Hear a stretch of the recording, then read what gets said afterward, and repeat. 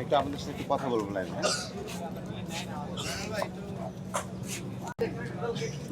দর্শক স্বাগত জানাচ্ছি আমাদের ফেসবুক লাইভে সংযুক্ত রয়েছে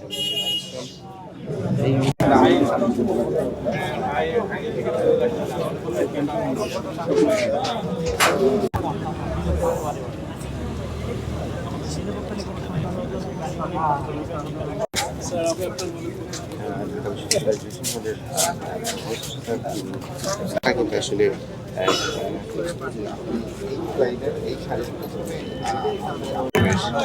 জি, এত সকালেও সবাই চলে আসছে এবং খুবই উৎসব মুখর পরিবেশ আসলে ক্যাম্পাসে ভোট গ্রহণ চলবে বলে আমরা আশা রাখছি। এবং এতদিন তফসিল ঘোষণা হওয়ার পর থেকে আপনার প্রতিদিন প্রত্যেকটা দল গণতান্ত্রিক পরিবেশে আপনার ক্যাম্পাসে প্রচারণা চালিয়েছে, তেমন কোনো বড় অসুবিধা সৃষ্টি হয়নি বললেই চলে। সেই জায়গা থেকে আমরা আশা রাখতেই পারি আজকে পুরো দিনটা খুবই উৎসবমুখর পরিবেশে ভোট গ্রহণ চলবে এবং কোনো ধরনের অসুবিধা সৃষ্টি হবে না। জি, আমি এই তো কিছুক্ষণ আগেই এসেছি। ইচ্ছে ছিল যে একটু আগে আগে ভোট দেওয়ার, পরবর্তীতে যেহেতু ভোট কেন্দ্র কম একটু অসুবিধার সৃষ্টি হতে পারে, এই জন্য একটু আগে আগে ভোট দেওয়ার নিয়ত করে এসেছি আর কি। সবাই তো খুব বেশি উৎফুল্ল আসলে।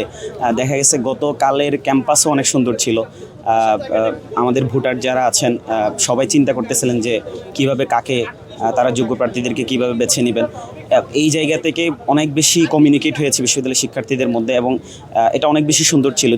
যে দলের হোক না কেন বা যে মতেরই হোক না কেন সবাইকে শুভেচ্ছা জানাচ্ছে, সবার কাছ থেকে ভোট চাচ্ছে। তো ওভারঅল অনেক বেশি সুন্দর উৎসবমুখর একটা পরিবেশ যাচ্ছে আর কি। এক্সট্রিম মশার কয়েল প্ল্যান্ট ফাইবার দিয়ে তৈরি, ডেঙ্গু চিকুনগুনিয়া বাহি সহ যে কোনো মশার বিরুদ্ধে দেয় এক্সট্রিম সুরক্ষা। বয়স হচ্ছে 22 বছর বয়স। আমি প্রথমবার ভোটাধিকার প্রয়োগ করতে যাচ্ছি। খুব এক্সাইটেড ফিল হচ্ছে, সারা রাত ঘুম হয় নাই। তবে সবচেয়ে মজার বিষয়টা হচ্ছে কি, মজার বা যেটাই বলি সুখের বিষয় হচ্ছে আমি প্রায় 4 ঘন্টা নিয়ে আমি প্রার্থীগুলো কাকে ভোট দেবো সেটা করেছি, যেটা আমার সিনিয়রদের কাছ থেকে শুনছি যে গণরুম গেস্ট রুমে বসে মুখস্থ করাতো। তো সেই জায়গায় আমি একদম আমার নিজের ইচ্ছা মতো চয়েস করতে পেরেছি।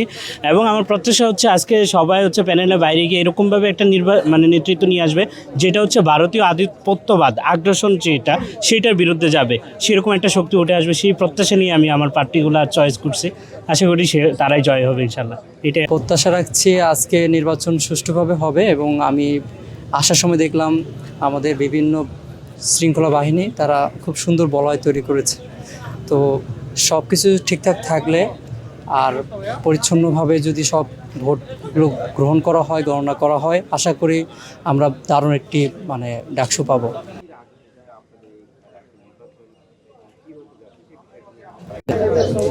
এখন পর্যন্ত তো সার্বিক পরিস্থিতি খুব ভালো দেখা যায়, তবে আমরা কয়েকটা বিষয়ে আশঙ্কা করতেছি আজকে। কারণ আমরা ইতিমধ্যে ফেসবুকে দেখতে পেয়েছি এই সিলেট মহানগর ছাত্র দলের নেতাকর্মীরা দাবিতে অবস্থান করতেছে, কিন্তু প্রশাসন যেখানে বলা হয়েছে বহিরাগত প্রবেশ নিষেধ না 2-3 দিন যাবত, এবং একই কথা বলে যে কার্ড দিয়ে প্রবেশ করে। তার মধ্যে কীভাবে সিলেট মহানগর ছাত্র দলের নেতাকর্মীরা দাবি ক্যাম্পাসে প্রবেশ করে অবস্থান করে, এটা একটা শঙ্কার বিষয়।